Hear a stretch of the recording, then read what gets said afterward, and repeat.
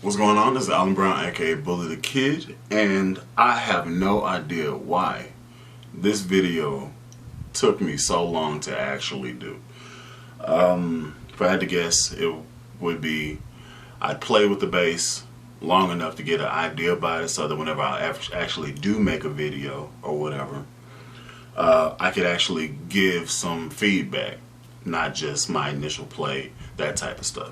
But you read the description, so you know what this whole thing is about. So this is my honest review of the second generation Sire Marcus Miller M2. Let's go ahead and talk about the differences. I don't know if I have my, I don't think I have my other M2 in here. Might be in the other room. It probably is in another room. But some differences between the first generation and the second generation. The cut of the wood is still the same. It's still just as light as my first M2. But some differences. The edges, they feel like they've been played for a long time. So how do I describe that? So on this bass, the frets are filed way in, so they start arcing towards the contour of the neck right at the string. So if you run your finger along the side, you really can only feel the bumps. There's no sharp edges, nothing on the edge, anything like that. It's like a rolled on the front and the back, and then the transition going from the maple to the rosewood is just smooth, man.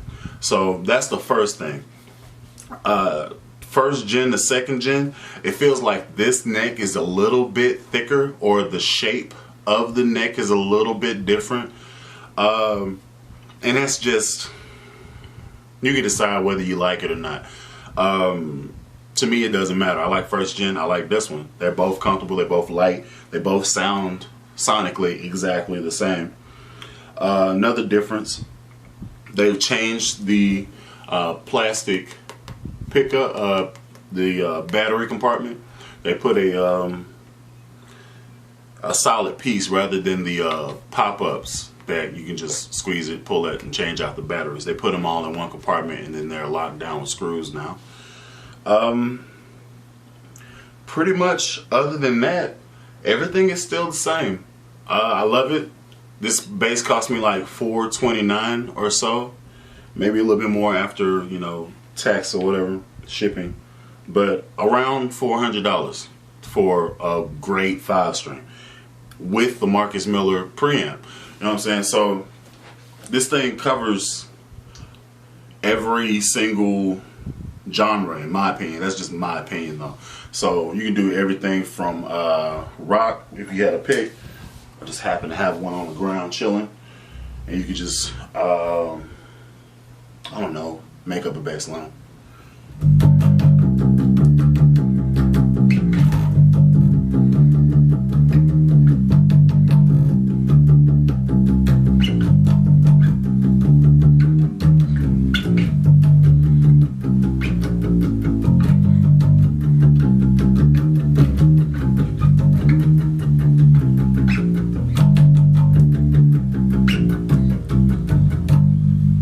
Anything you do with the pick, turn up, dial in that Marcus Miller tone, turn up treble, turn up bass, cut out the mids and stuff like that between both pickups, tone all the way up.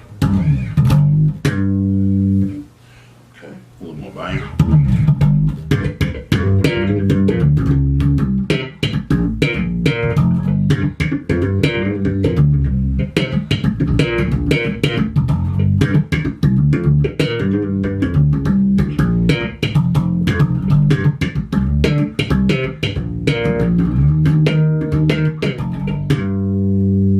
So yeah, slap tones, you got the regular bass, whatever. And if your battery actually runs out, oh, that wasn't even, that was passive mode that I just did. So let's go ahead and try to dial those tones back in and see what we got.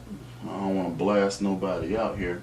And I put my amp completely flat so you know exactly what the bass is doing. So everything is flat. Let's put the gain in the middle, the master, probably on 2. And then this is what we got. Okay, that's up, that's down in the middle.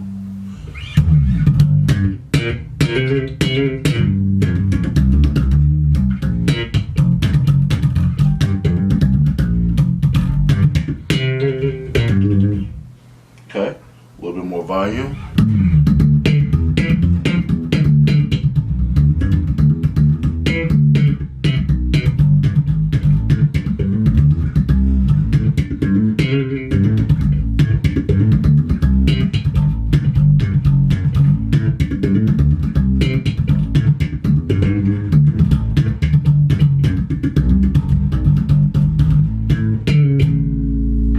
So yeah, and that's just me making up a bass line doing crap. But the slap tone is there. Let's go back passive, which cuts out the whole circuitry or whatever. Oh, and if this is your first time even hearing about the Marcus Miller bass, let me say I would suggest any Marcus Miller bass, because off deck, just this preamp alone pretty much pays for at least 75% of the bass. Just in case you don't understand or you don't know the setup of the preamp, let me go ahead and run through that for you. So there are 2 sets of stack knobs up here. Okay, so you have the volume, master tone, which works in passive and active mode, pickup selector, neck pickup, and then bridge pickup, which is this one. Okay, put that back in the center. You have treble, boost and cut. You have mid, and then you have a mid frequency sweep. So you can, depending on the room that you're in, you could tune it so to make the mid range actually pop at a certain frequency. I think the range is 800 to 2K. 800 going back towards the bridge, and then 2K going to, maybe backwards. 2K going forward, and then 800 backwards. I don't know, whatever. But that's the range of frequency, and it really don't matter. You're really just tuning it for the room. And then on the very back end, you have your bass, boost and cut, and an active passive switch. So even if you don't have batteries or your battery's down, you can still use this bass because you have a passive switch. These are 2 humbucking pickups, 24 frets, 2 hole, I guess you call it bass things you can do. And it sounds great. It's extremely light. It's really, I don't know, man. So after having this bass for probably like 4 or 5 months now, haven't changed the strings. So these are dead strings that are on it. Still sound pretty good if I boost stuff. I'm happy with it. But yeah, man, this is like, this one or the other M2 are like the first basses I go to like pick up and just mess around with some stuff on. So I love it. For practicing, for playing on gigs, I'd use this at my church gig that I do. Those have been the only basses I've been playing at my church gig because I have to stand up, do multiple services, and you know, they're lightweight. So like I told you, they're extremely light. It's pretty cool. So they fit the bill. It's great build quality. Everything feels nice. Intonated, really nice. I just had to do my setup for how I like it. I like to play really low to the, I like my action extremely low. So that was the only thing I had to do. And that was basically making sure that the neck itself was straight, you know. And you actually determine if your neck is straight by taking where your neck meets the body of the bass, pressing that fret down at that juncture, and then looking at your maybe like your 5th to 7th fret to see how much space you have between the string and the fret. So I look somewhere between the 2nd and 3rd dot and try to see how much space I have. If it's like a credit card, for me, that's cool.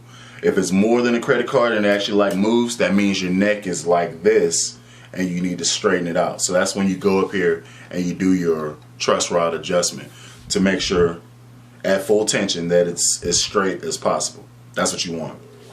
Aside from that, once you do that, then for me, it's a matter of going here to the bridge and pretty much lowering it as much as possible till I buzz out somewhere, till I get a dead note here. Then I'll back it back out, and then that'll be my adjustment. But I try to follow the contour of the neck. So maybe one day I'll actually do a video where I actually buy a bass and set it up and stuff like that. So, but that's coming. That's for a completely different video. This is just about this. And if you made it this far, me rambling, because I didn't plan to do this video, it just kind of happened. Yeah, thank y'all so much. I recently hit 17,000 subscribers. It's freaking dope. Thank y'all so much for joining me on this journey. I said this at 10,000, I said this at 5,000. I never expected any of you to be here. So the fact that you are here means the world to me, man. I appreciate each and every one of y'all. Yeah, so this video will probably be released the week after the 4th of July, because this is the 4th of July today. That's when I'm filming this. And yeah, till next time, y'all be easy.